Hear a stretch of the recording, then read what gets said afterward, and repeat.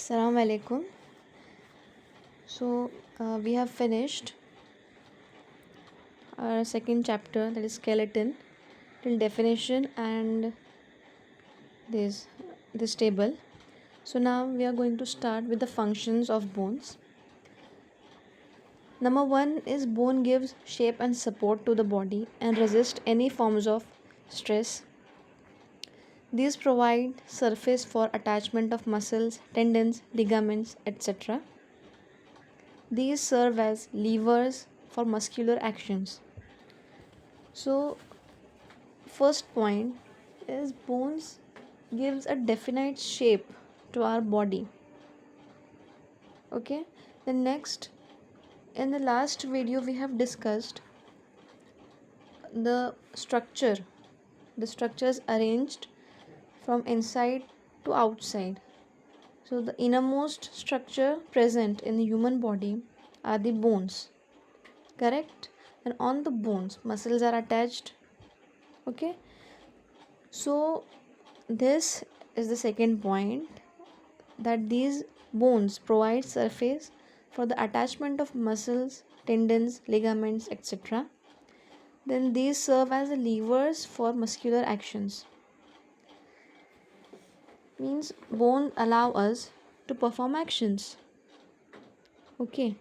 Then the skull, vertebral column, and thoracic cage protect brain, spinal cord, and thoracic viscera, respectively.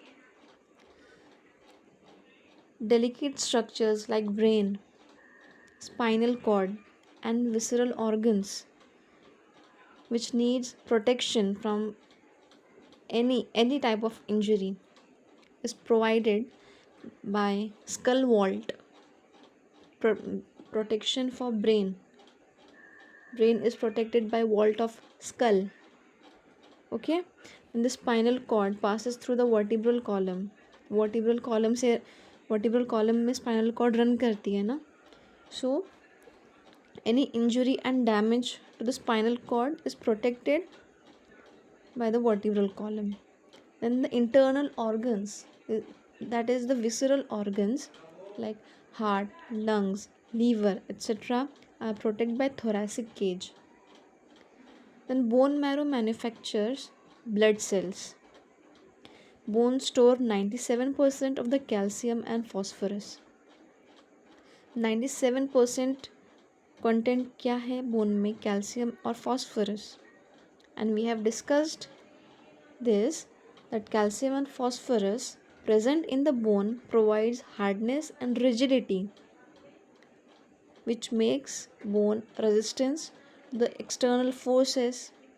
Okay, then bone marrow contains reticuloendothelial cells, which are phagocytic in nature and take part in immune responses of the body. See, bone marrow red blood cell manufacture करता है, plus इसमें reticulo endothelial cells भी होते हैं. What are these cells? So reticuloendothelial cells जो है ना, वो बेसिकली ग्रुप ऑफ सेल्स है जो फेगोसाइटोसिस करते हैं. जो भी let's say foreign particle enter हो रहा है बोन में या फिर कोई इन्फेक्शन है, तो उसको फेगोसाइटोसिस करने का काम रेटिकुलो एंडोथीलियल सेल्स करते हैं. ओके,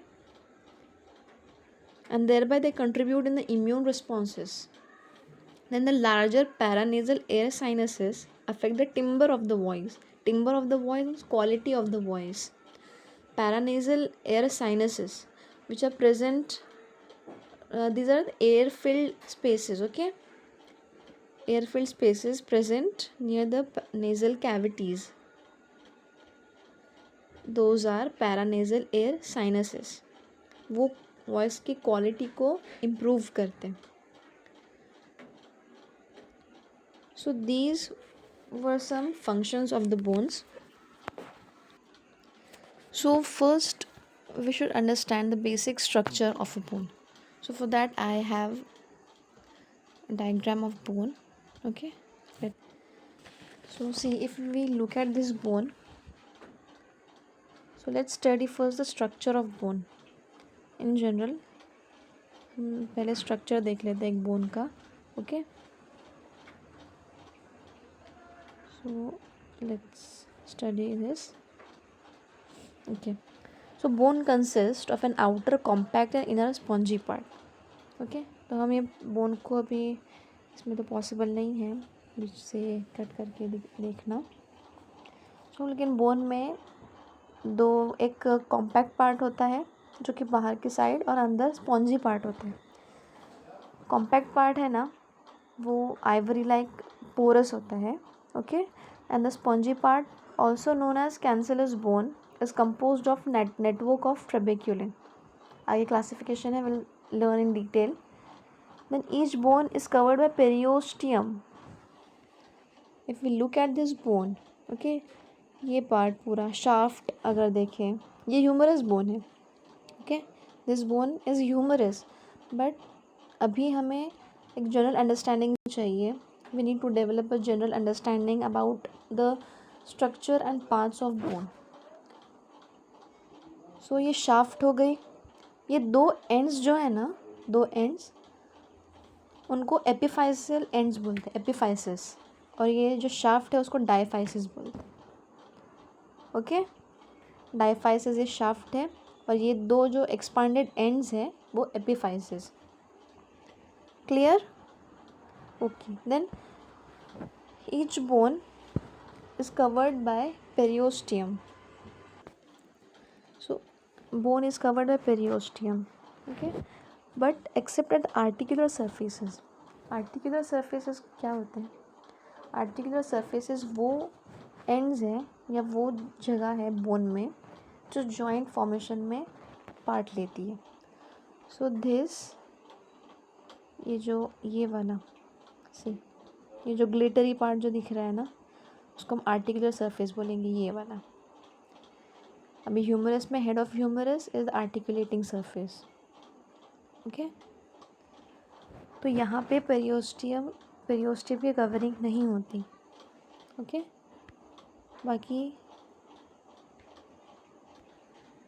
बाकी हर इस पे पेरियोस्टियल कवरिंग होती है।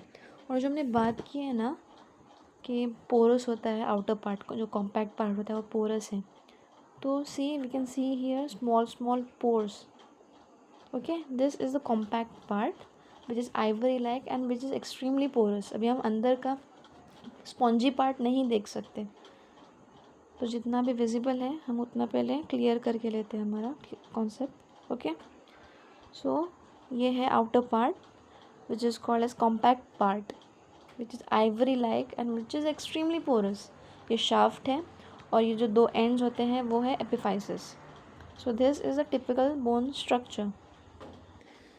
सो अगर हम एडल्ट बोन के इंटीरियर की बात करें ना तो it presents a marrow cavity, okay, which is filled with bone marrow.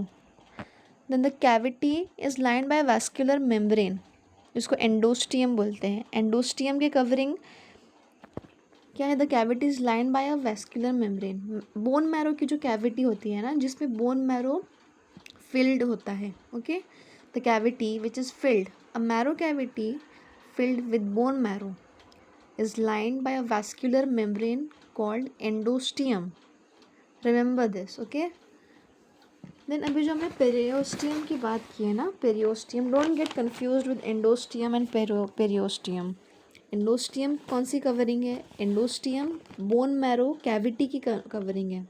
Marrow cavity की कवरिंग को एंडोस्टियम बोलते हैं। But periosteum is the covering of bone which is all over the bone except at the articular surfaces। वहाँ पे नहीं होती periosteal covering.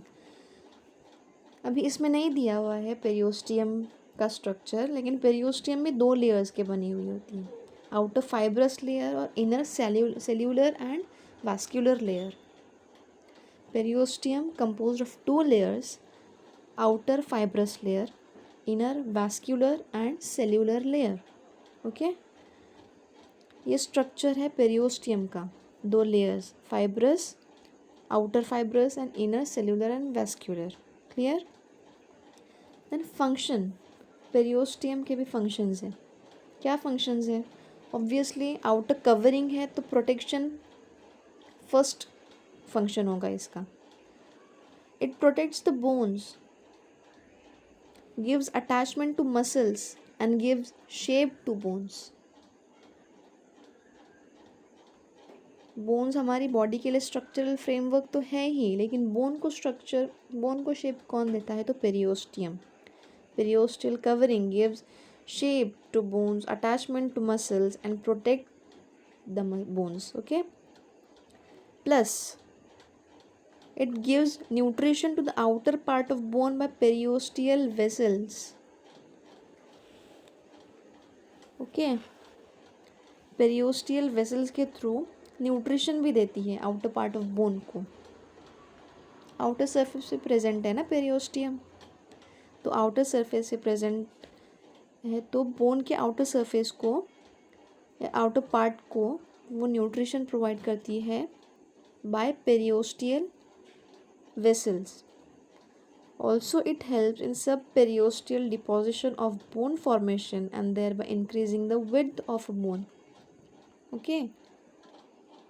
So, periosteum का third important function क्या है? ये subperiosteal deposition में हेल्प करता है, जिससे बोन फॉर्मेशन होती है और width भी इंक्रीज होती है बोन की. Okay. So next we are going to study about the classification of bones. अभी बोन का हमने एक स्ट्रक्चर हमारे दिमाग में बैठ गया है, पार्ट्स उसके, डायफाइसिस क्या है, एपिफाइसियल एंड्स कौन से होते हैं, ओके, आर्टिकुलर सरफेसेस कौन से होते हैं, क्या होते हैं, we all have studied that. Okay. Then next is classification of bones. Next is classification of bones. Classification first है according to shape. In that first long bone, each long bone has an elongated shaft and two expanded ends which are smooth and articular. The shaft typically has three surfaces separated by three borders, a central medullary cavity, a nutrient foramen directed away from the growing end. For example, typical long bones, miniature long bones, modified long bones. Shape के according number 1 classification है long bones. Long bones में भी typical, miniature and modified long bones. Typical long bones में humerus, radius, ulna, femur, tibia and fibula. Miniature long bones have only one epiphysis like metacarpals, metatarsals and phalanges. Modified long bones have no medullary cavity like clavicle. clavicle में medullary cavity नहीं होती. और अभी जो हमने bone का general structure जो study किए ना, वो मैंने बोली आपको कि ह्यूमरस का बोन है, ह्यूमरस है, तो humerus is a typical long bone. उसमें हमने शाफ्ट देखा, 2 एपिफाइसियल एंड्स देखे, एक्सपैंडेड एंड्स या epiphyseal ends. Okay. So each long bone has these features, an elongated shaft and 2 expanded ends which are smooth and articular. then shaft के 3 surfaces होते हैं, 3 borders होते हैं, a central medullary cavity, a nutrient foramen directed away from growing end. अभी typical long bone के example है humerus, radius, ulna etcetera. Miniature long bones में सिर्फ एक एपिफाइसिस होता है, ओके, जबकि टिपिकल लॉन्ग बोन्स में दो एपिफाइसिस है, लेकिन miniature long bones have only 1 epiphysis like metacarpal, metatarsal, phalanges. Okay. And clavicle में मेडुलरी कैविटी नहीं है and it is a modified long bone. Then ये लॉन्ग बोन का क्लासिफिकेशन है. लॉन्ग बोन फर्स्ट टाइप है, उसके 3 सब टाइप्स हैं. अभी सेकंड टाइप है short bone. Short bone their shape is usually cuboid, cuneiform, trapezoid और scaphoid. Example tarsal and carpal bones. यहाँ पे शॉर्ट बोन्स का ना बहुत शॉर्ट में डिस्क्रिप्शन है, where as I teach you some additional points. So ये ओके है कि उनका शेप क्यूबॉइड होता है, क्यूनिफॉर्म, ट्रेपेजॉइड और स्कैफॉइड. टार्सल और कार्पल की बोन्स एग्जाम्पल्स हैं. ये शॉर्ट बोन है, cubical shape and has 6 surfaces, ये एडिशनल है. Okay, each bone is cubical in shape and has 6 surfaces, जिसमें से 4 सरफेसेस जो है वो आर्टिकुलर है. 6 सरफेसेस है, उसमें से 4 आर्टिकुलर सरफेसेस है और 2 मसल्स को अटैचमेंट प्रोवाइड करते हैं. Out of the 6 surfaces, 4 surfaces are articular, whereas 2 provide attachment to the muscles. Then all short bones ossify in cartilage after birth. Okay.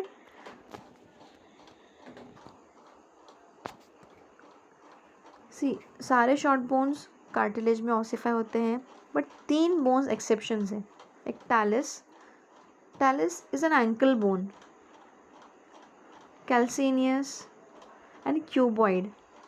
ये 3 short bones एक्सेप्शन है किसके, बाकी bones से. ये अलग है, क्यों? क्योंकि ये तीनों जो है वो इंट्रा यूट्राइन लाइफ में ऑसिफाई होना स्टार्ट होते हैं. इन तीनों के अलावा बाकी सब जो है वो कार्टिलेज में ऑसिफाई होना शुरू होते हैं आफ्टर बर्थ. लेकिन ये 3 टैलस, कैल्सिनियस एंड क्यूबॉइड ये इंट्रा यूट्राइन लाइफ में ऑसिफाई होना स्टार्ट होता है. And if we talk about the examples of short bones, then tarsal bones and carpal bones. Clear? Next is flat bones. Flat bones resembles shallow plates and form boundaries of certain body cavities. Examples: bones in the vault of skull, ribs, sternum and scapula. Okay. So flat bones resemble shallow plates and form boundaries of certain body cavities. Okay. उसके examples है bone in the vault of skull, ribs, sternum and scapula. So flat bones ना, इसमें 2 plates होते हैं. Okay, जो shallow plates का जो यहाँ पे डिस्कस हुआ है ना, actually these consist of 2 plates. Compact bone के 2 प्लेट्स होते हैं with intervening spongy bone and marrow. Okay, then examples है स्कल, वॉल्ट ऑफ स्कल जो कि बाउंड्री बनाता है सर्टेन बॉडी कैविटीज़ है ना, boundaries of certain body cavities. तो skull, vault of skull is an example. Then ribs, sternum, scapula, these are the examples of flat bones. Irregular bones are vertebra, hip bone and bones in the base of skull. Irregular bones, अभी vertebra study होगा ना आगे, वो study होते हैं practical में.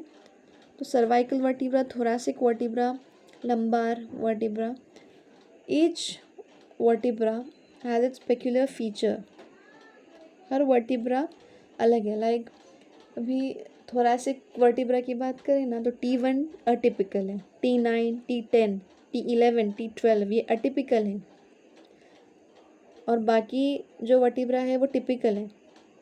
सो irregular तो है ही ना. 12 थोरैसिक वर्टिब्रा में ये T1, T9, 10, 11, 12 ये जो वर्टिब्री है और बाकी के जो वर्टिब्री हैं वो इरेगुलर है, मतलब डिफरेंट है. तो उसके एग्जाम्पल्स है hip bone, vertebra and bones in the base of skull. Skull की बेस के बोन्स भी जब स्टडी होंगे वो भी प्रैक्टिकल में ही होता है, वो भी प्रैक्टिकल पार्ट है. तो वो बोन्स भी इरेगुलर है. इरेगुलर मतलब क्या? वो इरेगुलर बोन्स इसलिए क्योंकि ये mostly spongy bone, these consist of mostly spongy bone and marrow with outer covering of compact bone. ये इरेगुलर बोन्स हैं. Example: bones at the base of school, hip bone, vertebra. Okay, so next है pneumatic bones. Certain irregular bones contain large air spaces lined by epithelium. Examples: maxilla, sphenoid, ethmoid, etc. They make skull light in weight, help in resonance of voice and act as air conditioning chambers for the inspired air. So remember कि pneumatic bones में ना air filled spaces होती हैं, mucus membrane से lined air filled spaces होती है. Okay, examples है maxilla, sphenoid, ethmoid. एकदम एग्जाम्पल्स याद रखो, ये SAQ के लिए आता है पूरा क्लासिफिकेशन. देन अभी न्यूमैटिक बोन्स के ये फंक्शंस है या फीचर्स बोलो. फंक्शंस भी है कि स्कल का वेट हमें फील नहीं होता. अगर ऐसे हम उठा के देखें ना स्पेसिमेन स्कल का,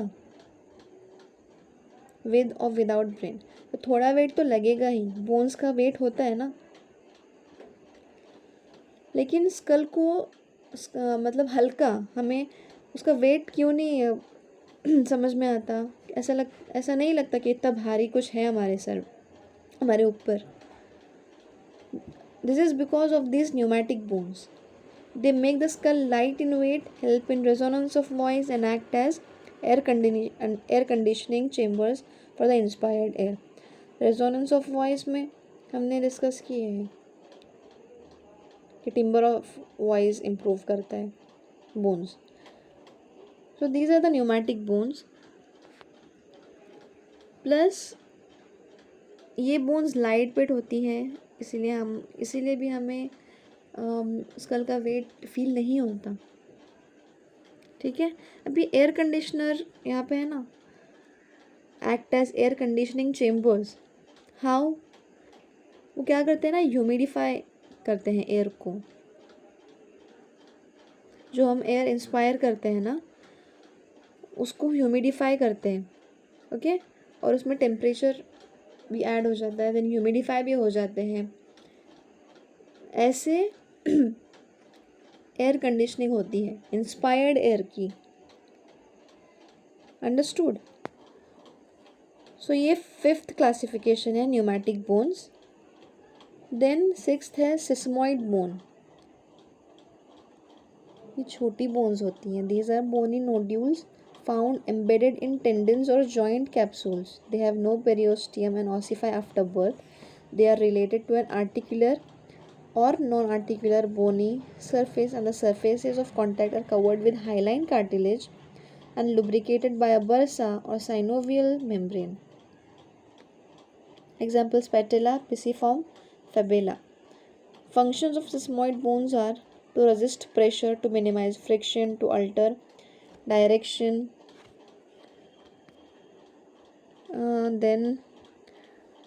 to alter the direction of pull of muscle and to maintain local circulation.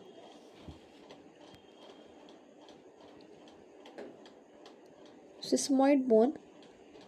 These are bony nodules found embedded in tendons or joint capsules.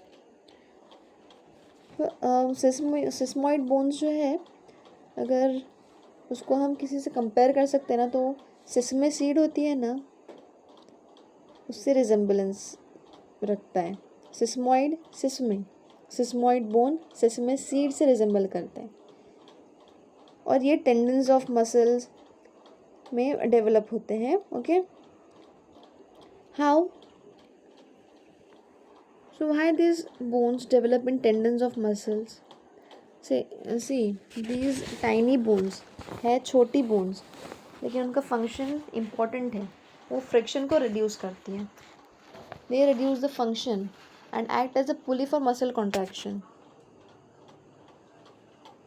So example है patella, pisiform bone, fibula. Okay.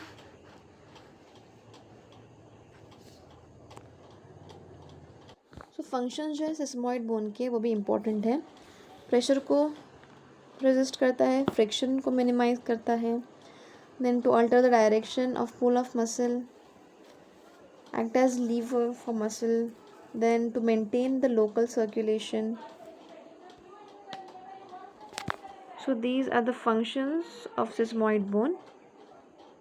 Okay, ये peculiarities हैं sesamoid bone के. कि वो tendon of long muscles में develop होती हैं, after birth ossify होती है, and these bones are devoid of periosteum, periosteum नहीं होता, they have no periosteum and ossify after birth. Then these bones, these tiny bones have no Haversian system. Haversian system also we will discuss later on. Okay, examples याद रखो, patella, pisiform, fabula.